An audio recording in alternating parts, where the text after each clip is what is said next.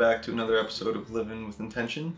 This week's episode, I'm up at the Acadia shipping container tiny home in Utica, and man, it is beautifully designed. I mean, this is maybe only my third, maybe fourth shipping container tiny home that I've actually gotten to experience, and yeah, this one it's pretty epic. I mean, it's tiny.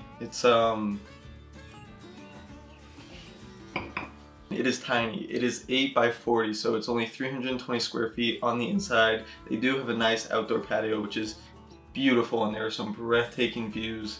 It's like right in the foothills of the Adirondacks, so it is a perfect spot to escape and get away. And yeah, like I said, the design in here it's compact. I mean, it's only 8 feet wide. Like, that's small. I can almost, like touch it from side to side, but it doesn't really feel like it. It doesn't feel like you're in a shipping container. It feels like you're in a tiny home, which you are. And so what they fit in here and how they did it it's a very impressive use of the space. I mean, they have a full kitchen, they have, a place to dine, they have a living room area, full queen bed, and a luxurious bathroom with a really nice shower, all on the inside. So it's pretty impressive.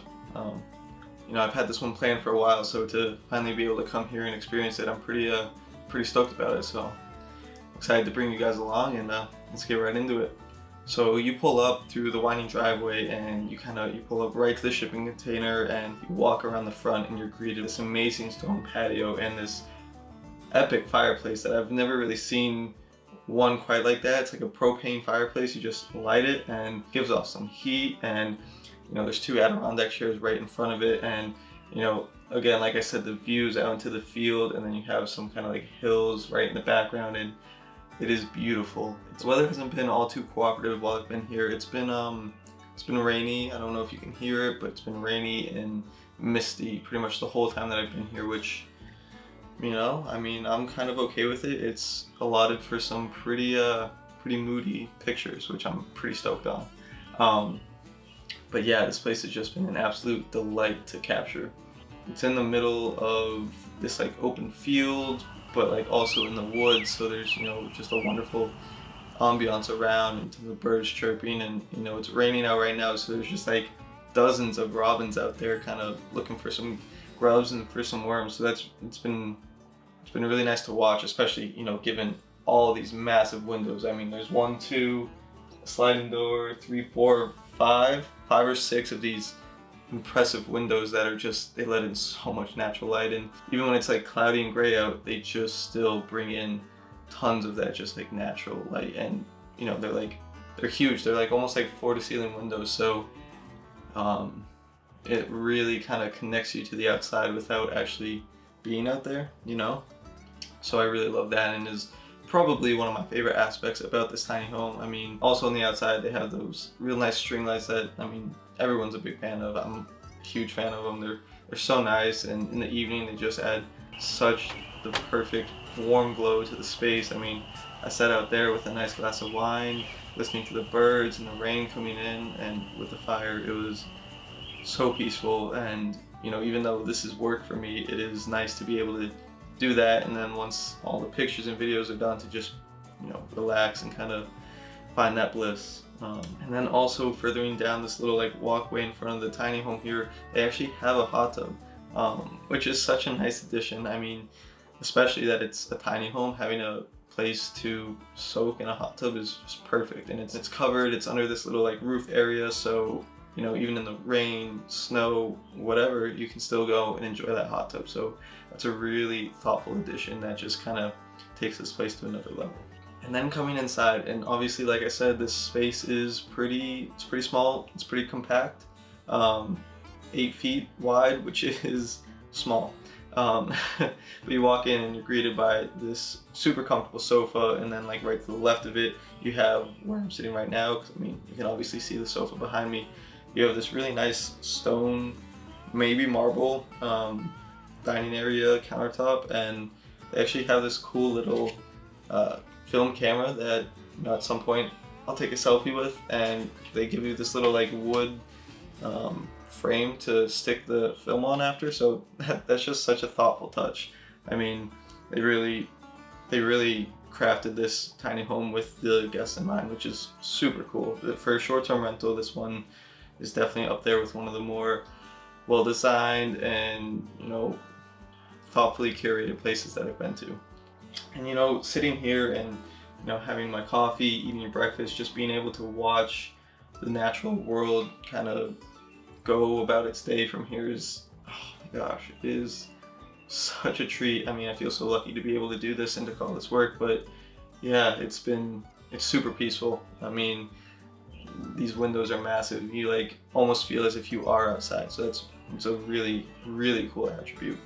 And then to the right of me here, you have this really nice wooden counter with, you know, actually quite a bit of counter space, given that there is a 5-burner stove over there with an oven and a microwave. So really nice kitchen, a real solid size. There is a mini fridge, so that's probably like the smallest drawback, is that there's no large fridge. But I mean, tons of counter space, coffee bar, they had a Chemex, which I love, pour overs, toaster, they have an espresso machine. And they have these cute little like open shelves for the drinkware, which I thought was a pretty neat addition. And then in these drawers here, you can almost see it. You can't see it. In these drawers here, you have like all the silverware, dinnerware, and cookware. So the kitchen really packs a punch for how small it really is. So it's pretty impressive, actually. I was able to cook some eggs this morning. I'm sure I'll make some like pasta or something tonight, but yeah, really nice. And then like a decently sized sink. I mean, like, I'm beyond impressed with this kitchen. It is I'm like, the more I'm talking about it, the more I'm like actually kind of blown away with how much they fit into such a small space. But anyways, moving down this hallway, you have the bathroom on your left with this really nice sliding door that it's a luxurious bathroom. I mean, they've got a bidet, which has a heated seat as well, which is really nice. Never even thought of like having a heated seat, but yeah, that was nice. A really nice mirror with a vanity and just the most miraculous shower. I mean, the rainfall shower head. I mean, I haven't taken a shower here yet, but I'm planning on it tonight, and it looks absolutely delightful. So beyond excited for that.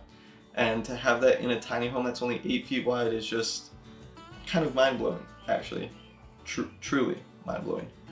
And then the bedroom. And I mean, they have a queen bed, extremely comfortable bed.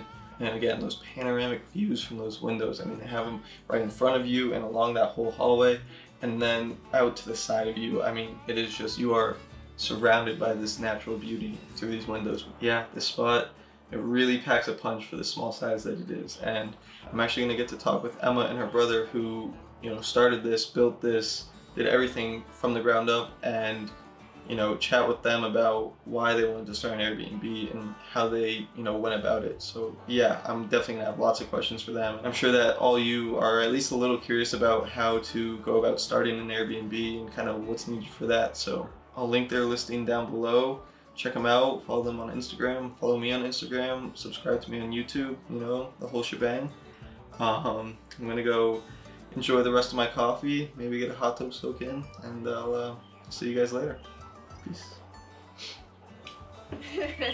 What's up, everyone? I'm here at the Scenic Orchard in New York. This right here is Emma. Hey guys, I'm Emma and I own the Scenic Orchard with my brother. He's my business partner.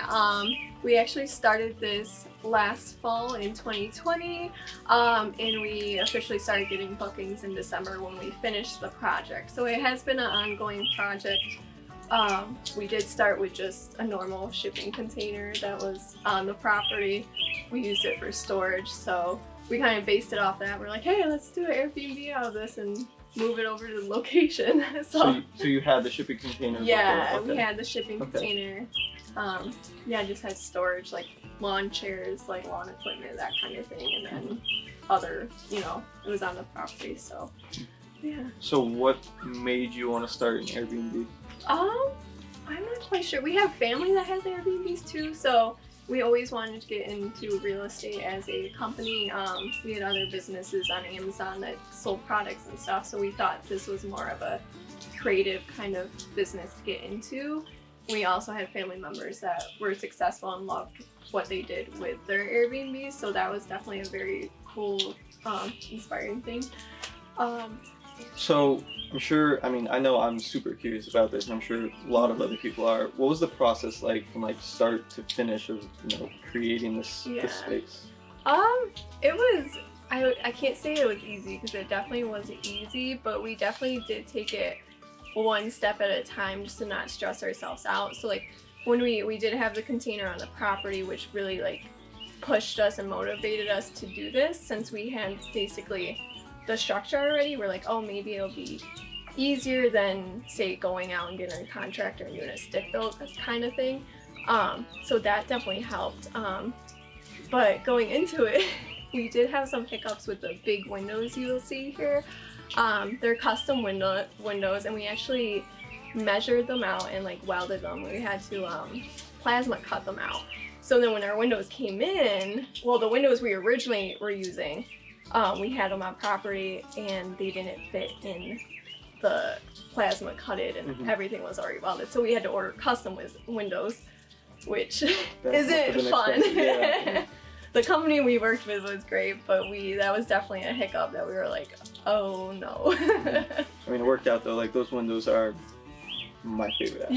Yeah, I do love the windows. Yeah, I'm a big fan. It was over kind of like back there, and to get the container here, we had to put big pipes under it. Okay. And then we dragged it with a piece of equipment, and then kept putting the pipes back under. So we kind of like rolled it here while dragging it. That's like something like the ancient Egyptians used, right? Like the logs or something. Yeah, because we didn't have a trail. I mean, we have trailers, but not big enough for like this thing. So yeah, that was. I didn't see that in person, but I was sent pictures of that, and I was like, what the heck are you? Terrifying. I know, I was like, what the heck are you guys doing? Yeah. So you're a first-time Airbnb host, and you're fairly young. Yeah. What's something you would, what's advice you would give to someone who wants to kind of get into that space? Yeah. I would say it would definitely help me is like, I joined Facebook groups even like before becoming a host, and you like really learn a lot of things from other people's experiences. You learn like the negatives, you learn the positives, and I think going into it you do have to have a positive mindset. You can't, in a way, I know you can stress about a bunch of things, but you can't think of the big picture and freak out about it, or else you'll never do it, kind of thing. Right. So I say like if that's what you want to do, then go for it. And if you're creative and you want to be unique, that's even better for Airbnbs, because that is what draws people to them. So I mean, specifically for me, like I love like the unique. Like this is only like my third shipping container I've been to. Yeah. Very cool. And I just think unique Airbnbs just are more fun. One to like build and design and whatnot, but especially to stay into. Yeah. Because even when I travel, it's like, if I get an Airbnb, I want to like something cool or like something photogenic too. I'm like, oh, something that's going to look good in my camera. Like who wants to just stay in another house, right? Yeah. Like, why not stay in something fun? Right. Anyways, oh,